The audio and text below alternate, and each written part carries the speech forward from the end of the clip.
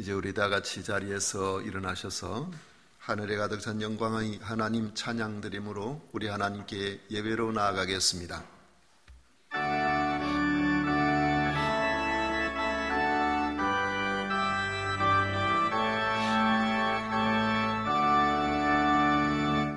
하늘에 가득 찬 영광의 하나님,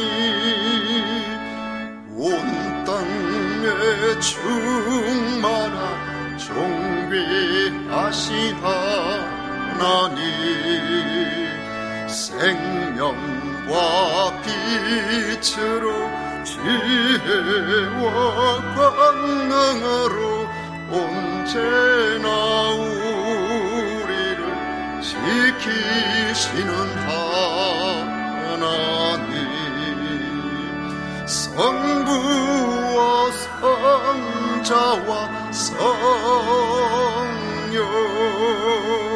삼위의 하나님,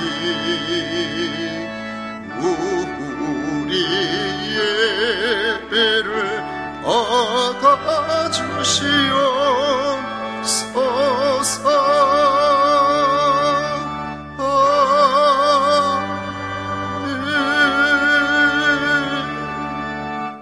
오직 여호와는 그 성전에 계시니 온 천하는 그 앞에서 잠잠할지니라. 아멘.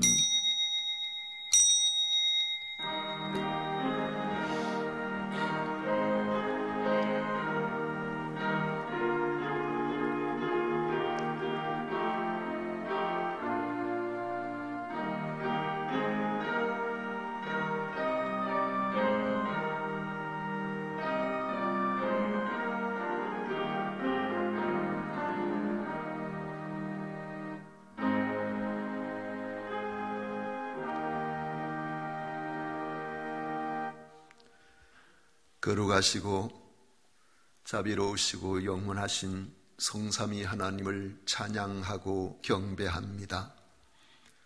저희같이 부족하고 헛된 인생을 하나님의 큰 경륜과 그 큰 사랑 가운데서 구원하여 영원한 소망을 갖게 하심을 진심으로 감사드립니다.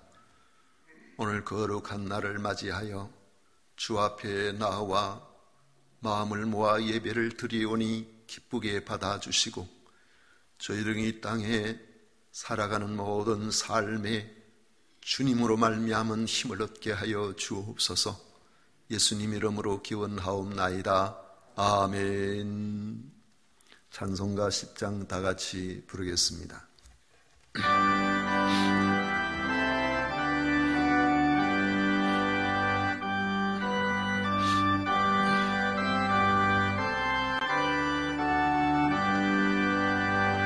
전능왕 오셔서 주 이름 찬송케 하옵소서.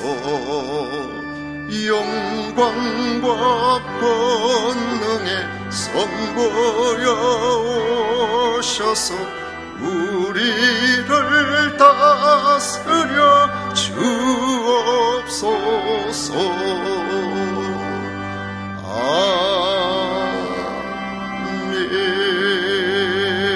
아멘. 성시교독 교독문 제39번 함께 교독하겠습니다. 찬송가 뒤에 있는 교독문 제39번입니다. 오라 우리가 여호와께 노래하며 우리가 감사함으로 그 앞에 나아가며 여호와는 크신 하나님이시요 땅의 깊은 곳이 그의 손 안에 있으며 바다도 그의 것이라 그가 만드셨고 오라 우리가 굽혀 경배하며 그는 우리의 하나님이시요 그가 기르시는 백성이며 그의 손이 돌보시는 양이기 때문이라. 아멘. 다 같이 신앙 고백 드리겠습니다. 전능하사 천지를 만드신 하나님 아버지를 내가 믿사오며 그 외아들 우리 주 예수 그리스도를 믿사오니 이는 성령으로 잉태하사 동정녀 마리아에게 나시고 본디오 빌라도에게 고난을 받으사 십자가에 못 박혀 죽으시고 장사한 지 사흘 만에 죽은 자 가운데서 다시 살아나시며 하늘로 오르사 전능하신 하나님 우편에 앉아 계시다가 저리로서 산자와 죽은 자를 심판하러 오시리라. 성령을 믿사오며 거룩한 공회와 성도가 서로 교통하는 것과 죄를 사하여 주시는 것과 몸이 다시 사는 것과 영원히 사는 것을 믿사옵나이다. 아멘. 다 같이 자리에 앉으셔서 찬송가 240장 함께 부르겠습니다.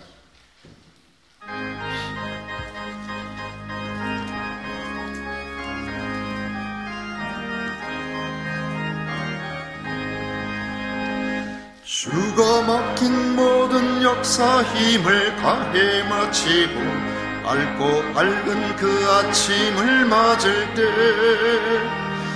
요단 강을 건너가서 주의 손을 붙잡고 기쁨으로 주의 얼굴 배우리. 나의 주를 나의 주를 내가 그의 곁에 서서 배우며 나의 주를 손에 못자국을 보아 알겠네. 하늘 날아 올라가서 주님 앞에 절하고 온유하신 그 얼굴을 배울 때 있을 것을 예비하신 그 신사랑 고마워 나의 주께 기쁜 찬송 드리니. 나의 주를 내가 그의 곁에 서서 배우며 나의 주를 손에 못자국을 보아 알겠네. 이 세상을 일찍 떠난 사랑하는 성도들 나를 맞을 준비하고 있겠네. 저희들과 한 소리로 찬송 부르기 전에 먼저 사랑하는 주를 배우리. 나의 주를 내가 그의 곁에 서서 배우며 나의 주를 손에 못자국을 보아 알겠네. 영화로운 시온성에 들어가서 다닐 때 흰 옷 입고 황금길을 다니며 금거운과 맞추어서 새 노래를 부를 때 세상 고생 모두 잊어버리리. 나의 주를 내가 그의 곁에 서서 배우며 나의 주를 손에 못자국을 보아 알겠네. 아멘. 이 시간 김정덕 장로님 우리를 대표해서 기도하시겠습니다.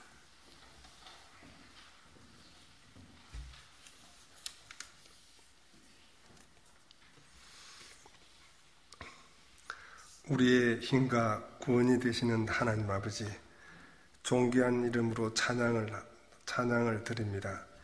지난 한 주간도 사람을 통하여 환경을 통하여 말씀하시고 때로는 친구처럼 동행하시며 베풀어 주신 사랑의 특별하신 은총이었음을 고백합니다.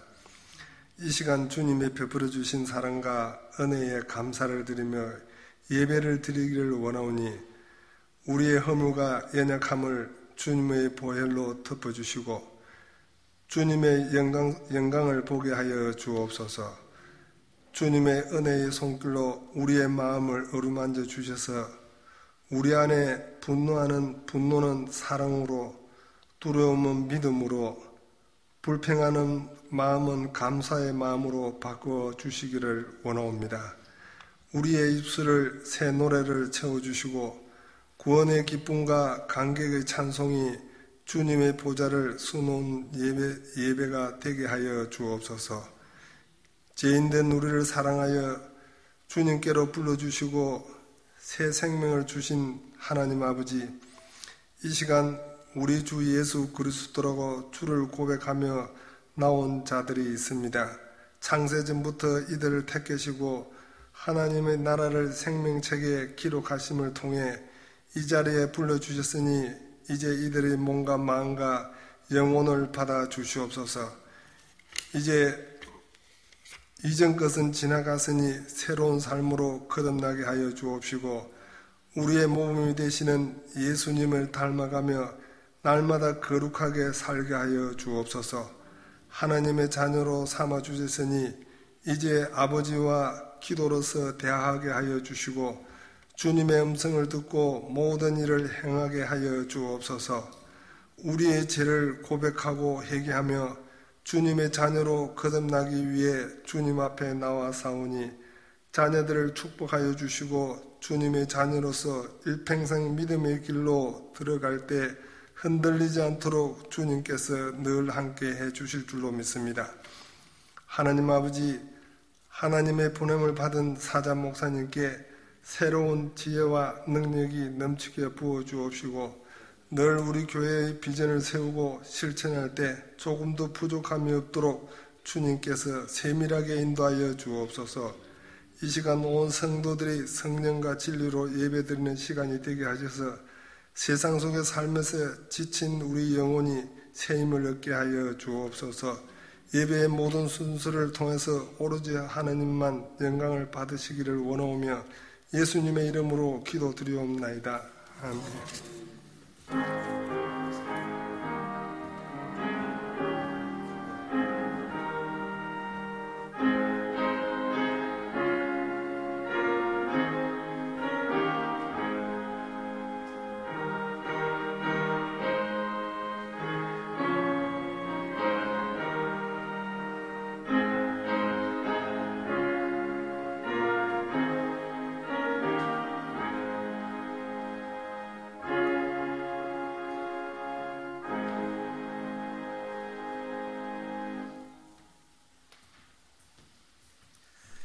이 시간 우리에게 주신 하나님의 말씀은 마가복음 13장입니다.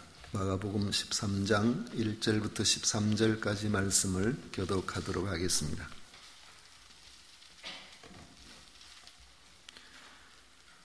찾으셨으면 제가 먼저 읽겠습니다. 예수께서 성전에서 나가실 때에 제자 중 하나가 이르되 선생님이여 보소서, 이 돌들이 어떠하며 이 건물들이 어떠하니까?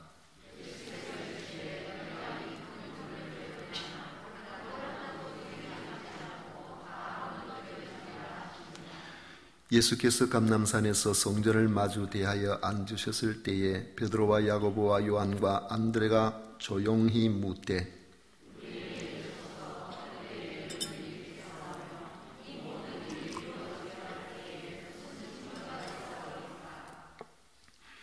예수께서 이르시되 너희가 사람의 미혹을 받지 않도록 주의하라.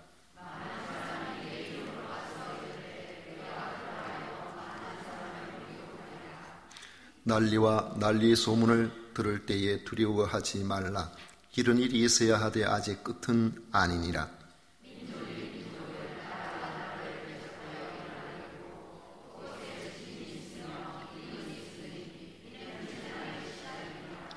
너희는 스스로 조심하라. 사람들이 너희를 공회에 넘겨주겠고 너희를 회당에서 매질하겠으며 나로 말미암아 너희가 권력자들과 임금들 앞에 서리니 이는 그들에게 증거가 되려 함이라. 사람들이 너희를 끌어다가 넘겨줄 때에 무슨 말을 할까 미리 염려하지 말고 무엇이든지 그때에 너희에게 주시는 그 말을 하라. 말하는 이는 너희가 아니요 성령이시니라.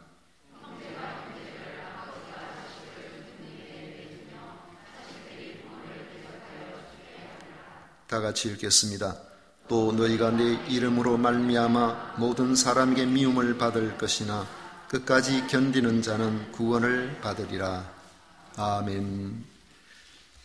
오늘 함께 읽은 말씀을 가지고 성전 파괴의 징조들이라는 제목으로 같이 말씀을 나누도록 하겠습니다. 사람들 중에는 인공적인 것이 가미되지 않은 자연 그대로가 좋다는 이들도 있습니다. 일면 공감이 가는 부분도 있고 별로 공감이 가지 않는 부분도 있습니다.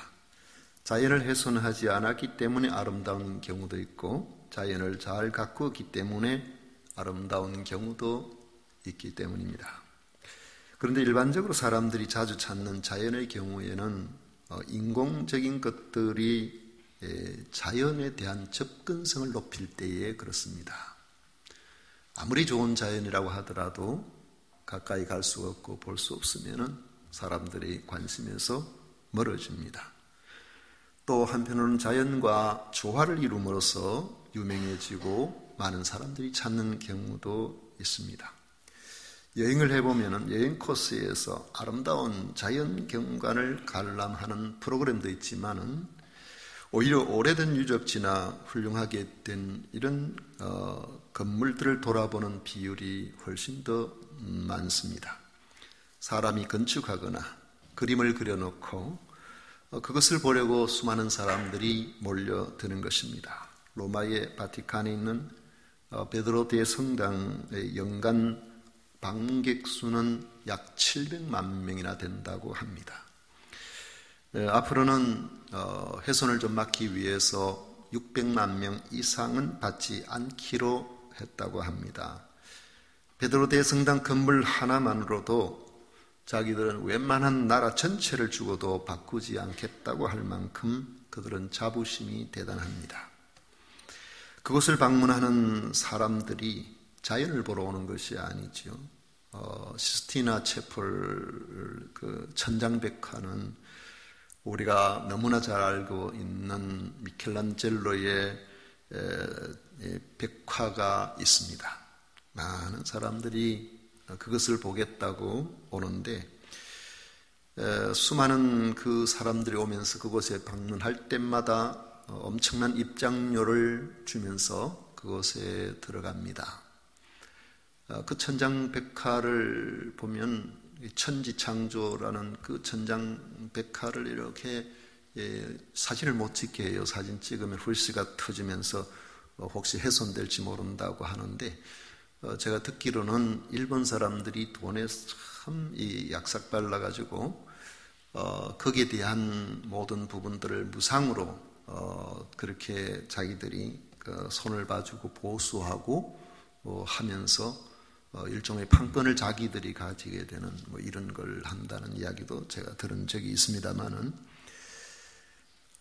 사람들은 결국 인공적으로 건물을 지어놓고 인공적으로 그림을 그려놓고 거기에 감탄하고 볼 것이 있다고 그래서 수많은 사람들이 그곳에 몰려들고 이렇게 잘 하지요. 예수님께서 성전에서 나가실 때에 제자 중 한 사람이 예수님께 말씀을 드렸습니다. 선생님이여 보소서 이 돌들이 어떠하며 이 건물들이 어떠하니까 했습니다. 누가복음 21장 5절에 보면 어떤 사람들이 성전을 가리켜 그 아름다운 돌과 헌물로 꾸민 것을 말했다고 되어 있습니다. 옛날 시골 사람들이 한양에 가서 궁궐을 한번 보고 오면은 평소에 살던 초가집, 잘 사는 부자들의 귀갓집 주변에서 그것만 보다가는 비교가 되지 않은 어마어마한 규모의 궁궐을 보고 놀라듯이 갈릴리 시골 사람들인 제자들은 예루살렘에 올 때마다 성전의 규모와 그 아름다운 모습에 감탄하면서 예수님께 자신들의 감상을 표현해 보려고 했던 것 같습니다.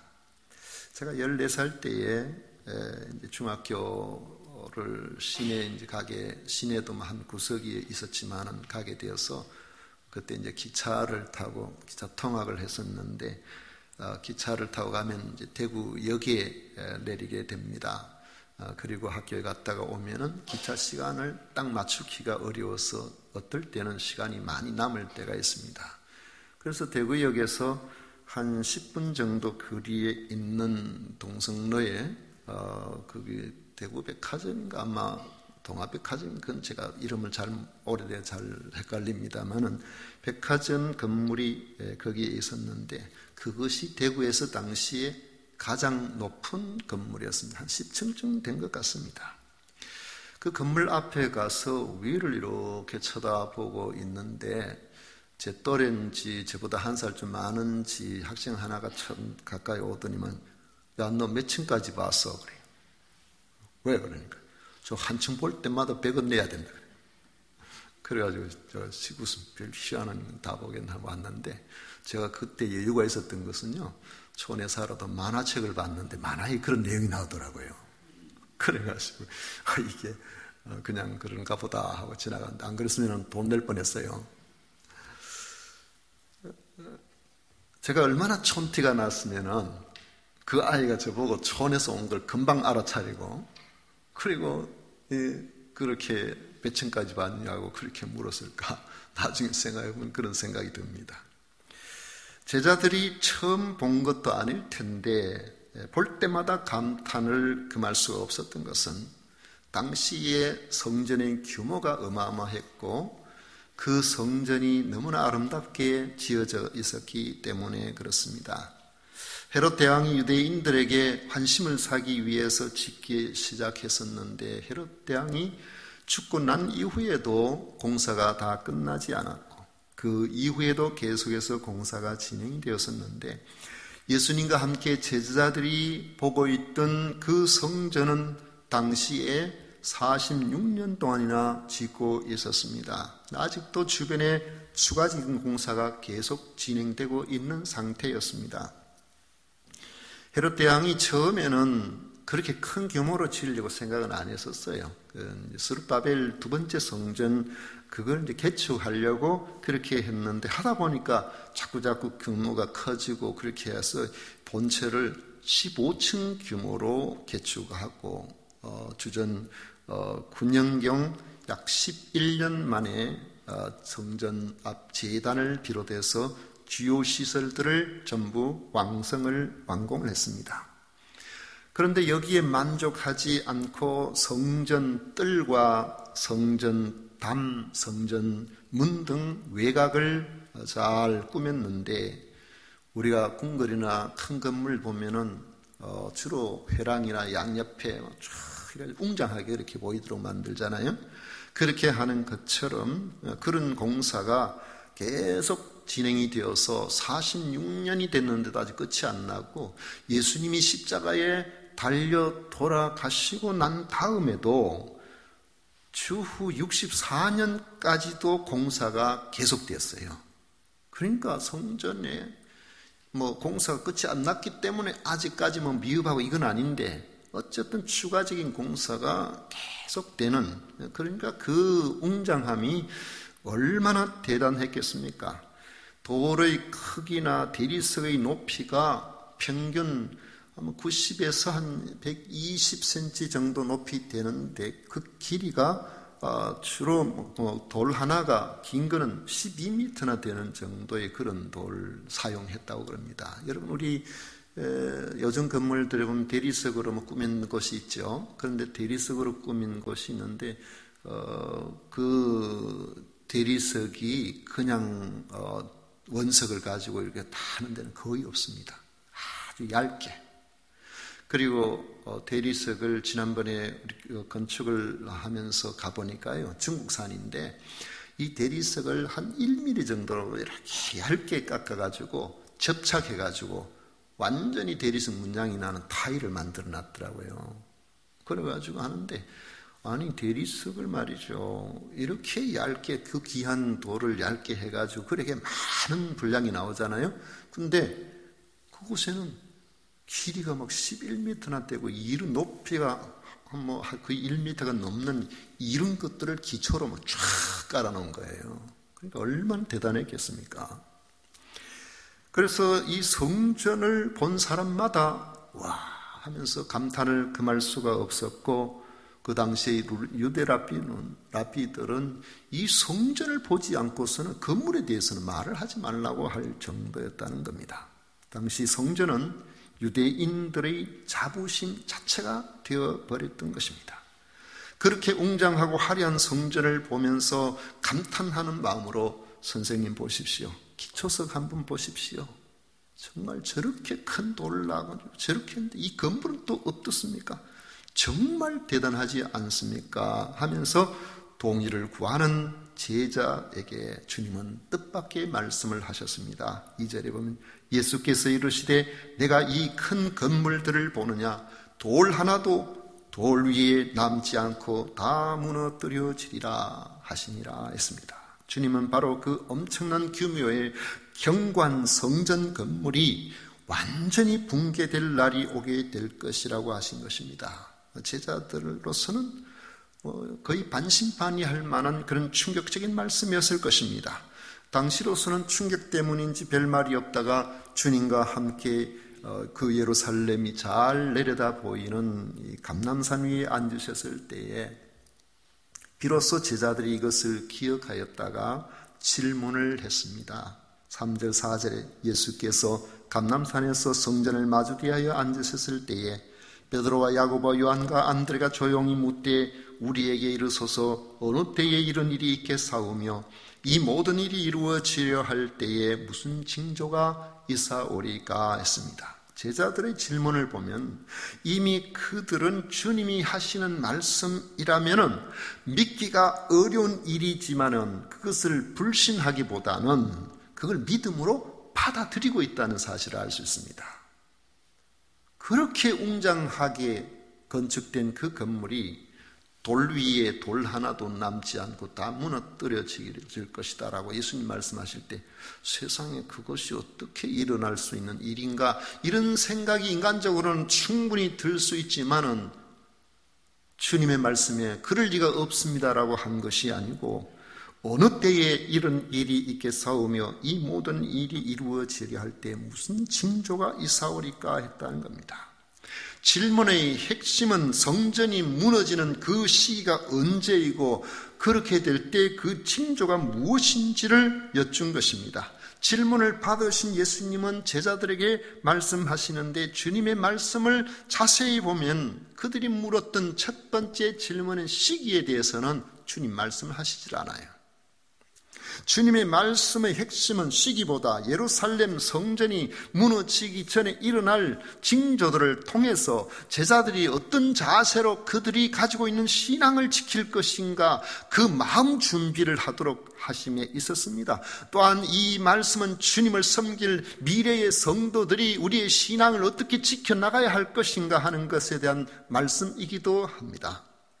첫째로는 사람의 미혹을 받지 않도록 주의하라고 하셨습니다. 5절 6절에 보면 예수께서 이르시되 너희가 사람의 미혹을 받지 않도록 주의하라. 많은 사람이 내 이름으로 와서 이르되 내가 그라하여 많은 사람을 미혹하리라 했습니다. 사람의 미혹을 받지 않도록 주의해야 한다는 겁니다. 사람들이 유혹하는 방식은 예수님의 이름으로 와서 자신을 예수 그리스도와 동일시함으로 미혹한다는 거예요. 예수 그리스도와 동일시하는 것은 이건 예수 그리스도의 권위를 차용하는 겁니다. 유대 역사가 당시에 요세푸스의 기록에 의하면 그 당시 요세푸스가 유대와 로마의 전쟁 당시에 로마 군영에 있었던 사람이에요. 유대인인데도 로마 군영에 있었던 사람이 그 시대의 상황, 예루살렘이 무너지는 그 현장을 자기 눈으로 직접 본 사람입니다. 그런데 이 요세푸스의 기록을 보면은 주후 66년에서 70년에 벌어진 이 예루살렘이 멸망하게 된 이 유대 전쟁을 전후해서 자신이 그리스도라고 이 참칭한 자칭 그리스도가 29건이나 있었다 그래요. 자신이 그리스도라고 하는 이유는 그렇게 함으로써 그리스도의 권위와 주권과 능력을 마치 자기가 가지고 있는 것처럼 사람들을 속임으로 어리석은 사람들을 미혹할 수 있기 때문에 그런 것입니다.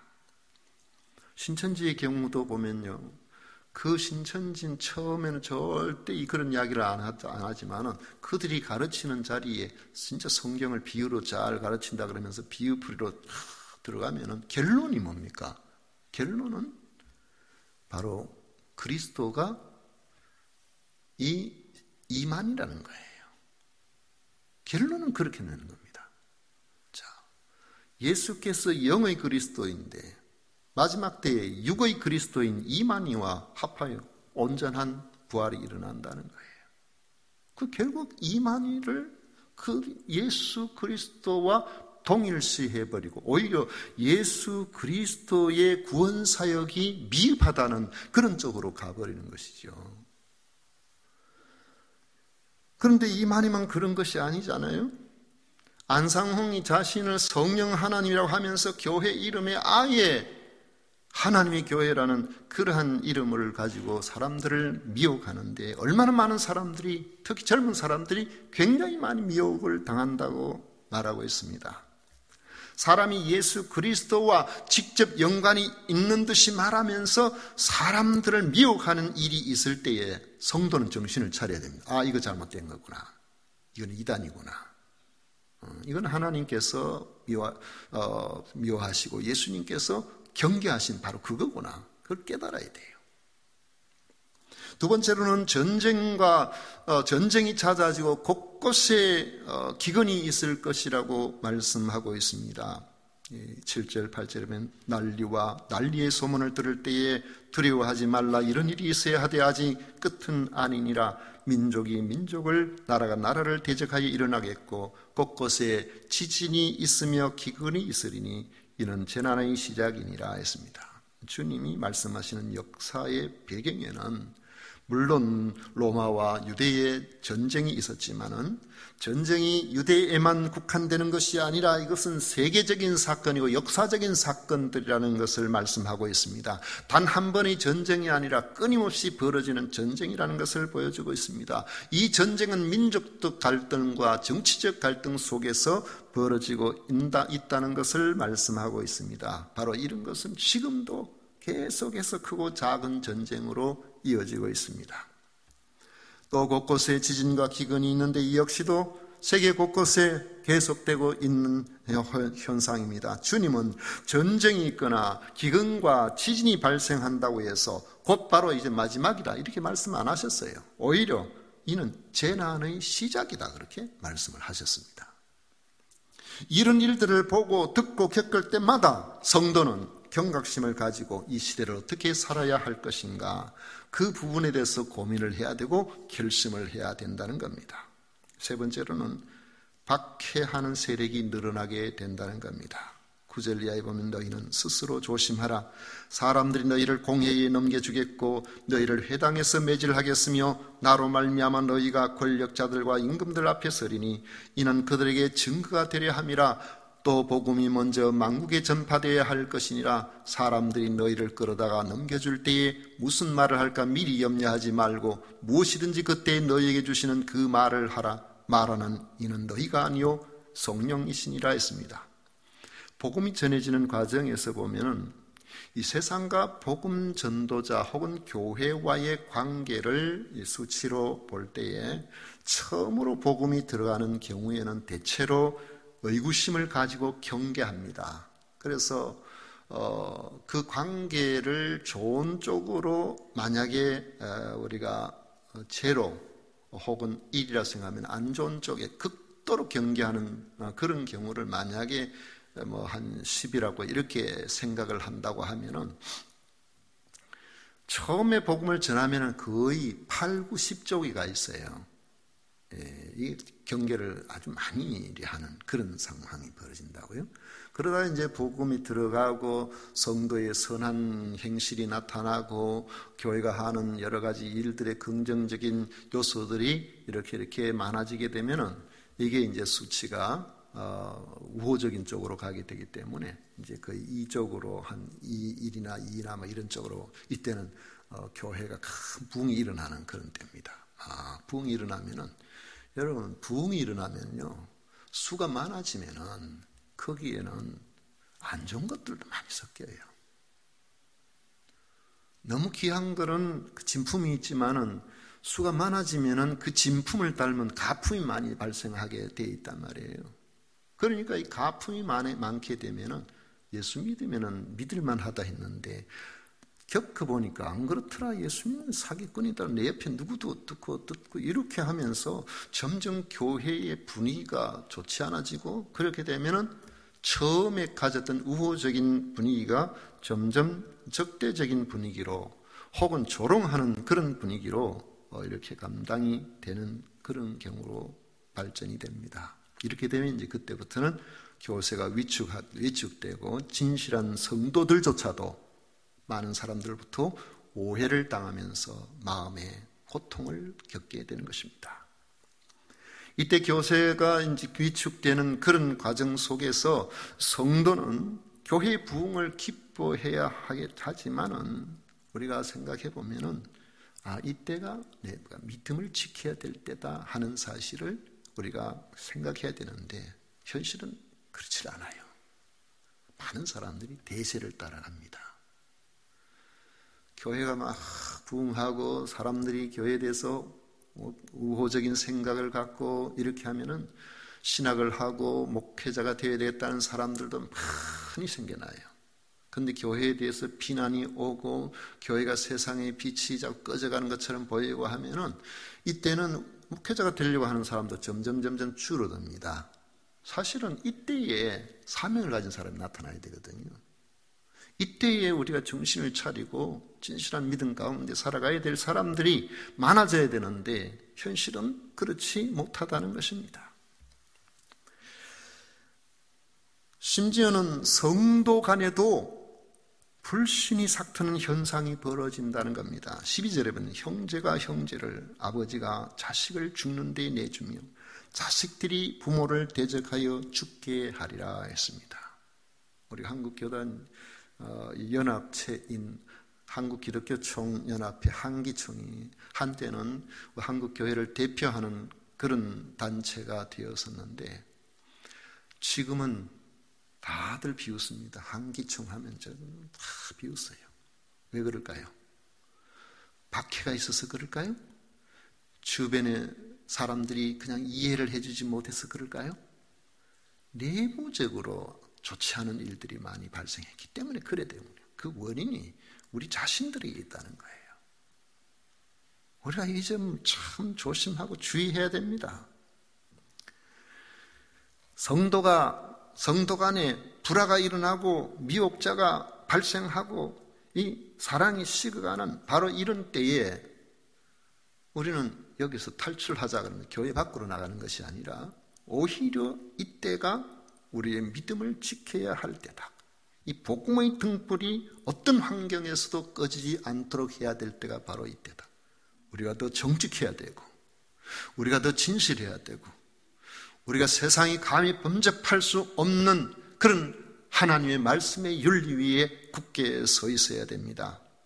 주님께서 말씀하시는 바로 이 마지막 재앙이 시작되는 극한 상황이 올 때에 제자들은 두려워할 것이 아니라 이때가 바로 믿음을 지켜야 될 때다. 믿음의 부자가 되어야 될 때다. 우리가 이렇게 생각을 해야 됩니다. 제가 경제 강의를 요즘 좀 들어봅니다. 유튜브를 통해서. 11월 달에 우리 그 칼럼에도 그런 영향이 좀 있습니다만은 그런 영향을 가지고 제가 경제적 자유라는 그런 제목으로 칼럼을 썼습니다만은 부자와 그렇지 않은 사람의 차이점 그런 것들이 어디에서 나타나느냐 그건 이제 다 돈 벌 수 있다고 할 때 다 달려드는 것은 대체로 가난한 사람들이래요. 부자는 어려울 때도 이때가 나한테 주어진 기회가 무엇일까 그걸 생각하는 사람들이에요. 그래서 부자는 좋을 때도 돈을 벌고 어려울 때도 돈을 번대요. 가난한 사람은 좋을 때는 돈을 버는 것처럼 보여도 벌써 이미 다 그쪽으로 가기 때문에 제대로 벌지 못하고 항상 막차를 타니까 어려울 때는 두려워서 움츠리고 이래도 안 되고 저래도 안 된다는 거예요. 제가 생각할 때에 우리 그리스도인들은 신앙에 있어서 부자가 되어야 됩니다. 좋을 때는 좋아서 하나님 앞에 더 믿음으로 살려고 힘쓰고 애쓰고, 박해가 오고 어려움이 오고 힘들 때는 이때가 바로 내가 믿음을 지켜야 될 때다, 주님 앞에 순간 같은 내 믿음을 보여드릴 때다, 이렇게 생각을 하고 우리 자신들을 살펴보아야 된다는 것입니다. 13절에 보면 또 너희가 내 이름으로 말미암아 모든 사람에게 미움을 받을 것이나 끝까지 견디는 자는 구원을 받으리라 했습니다. 평화시인은 잘 모르지만 재난의 때 때로는 우리의 신앙을 지키기 위해서 목숨을 걸어야 될 그런 상황이 올 수도 있습니다. 이 재난의 때는 하나님께서 우리에게 내 믿음이 진실한 믿음인가 하는 것을 밝혀내시는 풀무불이 될 수도 있습니다. 여러분, 세상 시류에 너무 흔들리지 말고 모든 사람의 혹 미움을 받고 손가락질을 당한다고 할지라도 주님 앞에서 이 믿음을 내가 지켜낼 수 있을까? 늘 자신이 스스로를 살피고 이 부분에서 우리가 정직한 영혼으로 하나님 앞에서 믿음을 지켜내는 이런 성도들이 되어야 됩니다. 주님께서 그걸 원하고 계시는 거예요. 오늘 이 자리에 계신 우리 모두가 우리 하나님 앞에서 그 때가 좋을 때든지 아니면 환난의 때든지 언제 어느 때라도 우리가 믿음을 지켜내는 이런 위대한 하나님의 사람들이 되시기를 축복합니다. 기도하겠습니다. 고마우신 하나님 아버지, 감사합니다. 오늘 저희들에게 주님의 말씀을 통하여 우리 자신들을 돌아보고 온갖 환경 속에서 우리 믿음을 어떻게 지켜낼 것인가를 고민하게 됩니다. 아버지 하나님, 끝까지 견디는 자는 구원을 얻으리라고 말씀하셨사오니 우리의 믿음을 잘 지켜내는 우리 모두가 되게 하여 주옵소서. 예수님 이름으로 기도하옵나이다. 아멘. 찬송가 421장 함께 부르겠습니다.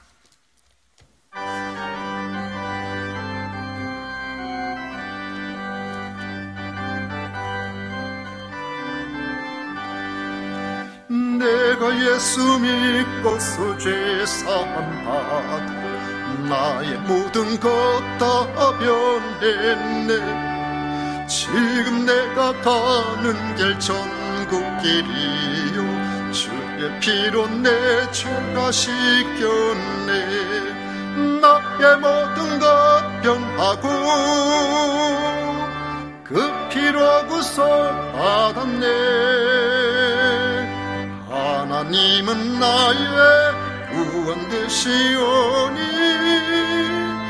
내게 정죄함 없겠네. 주님 밝은 빛 대사 어둠에 치니 나의 모든 것 다 변했네.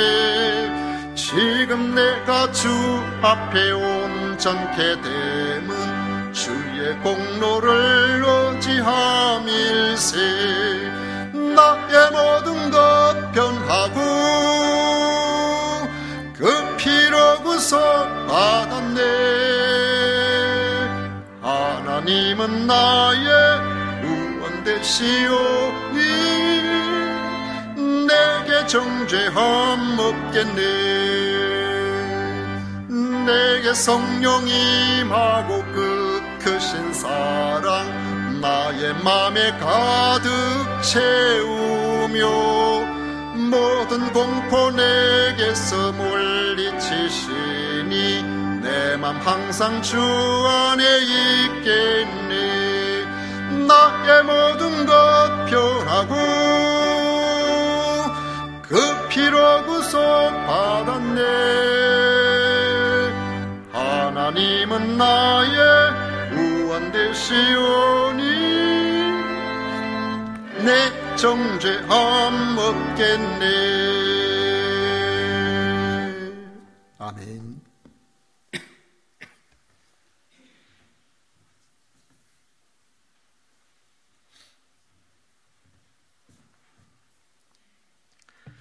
우리 하나님께 드린 예물, 우리 하나님께 봉헌 기도 드리도록 하겠습니다. 하나님 아버지, 크고 놀라우신 주의 은혜에 감사드립니다. 오늘도 10월의 마지막 날 우리 아버지 하나님 앞에 예배자로 나올 수 있도록 이 엄청난 하나님의 자녀의 축복, 자녀로서 누릴 권세의 축복을 허락하여 주심을 진심으로 감사드립니다. 주님 앞에 나올 때에 아버지 하나님께서 모든 것의 소유자가 되신다는 것을 알고 아버지 하나님 앞에 감사의 마음으로 귀한 예물을 구별하여 드리게 하여 주시니 감사드립니다. 아버지 하나님, 소득의 10분의 1을 구별하였습니다. 또 선교 헌금, 건축 헌금, 주일 헌금을 구별하였습니다.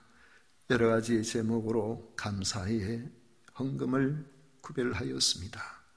아버지 하나님, 또 이현수 집사님 허언이 학습 세례 받게 해주심에 감사하여 감사의 예물을 드립니다. 주혜령 권사님 승은이 승주 생일 허락하심에 감사드립니다. 우리 아버지 하나님 앞에 드린 이 모든 것 주님 기쁘게 받으시고 저들의 평생에 사는 삶에 주님께서 친히 공급자가 되셔서 부욕해 하시고 넉넉하게 하여 주옵소서. 아버지 하나님, 오늘도 주님께서 우리와 함께 하심에 감사하옵고 예수님 이름으로 축복하며 기도하옵나이다. 아멘. 지금은 우리 구주 예수 그리스도의 은혜와 하나님 아버지의 놀라우신 사랑과 성령 하나님의 위로 축복 교통하심이 겸비 주님 앞에 나와 언제까지나 주님의 십자가를 따르며 주님께서 기뻐하시는 성도의 길로 끝까지 승리하기를 원하는 모든 성도들 머리 위에 영원토록 함께 있을지어다. 아멘. 아멘.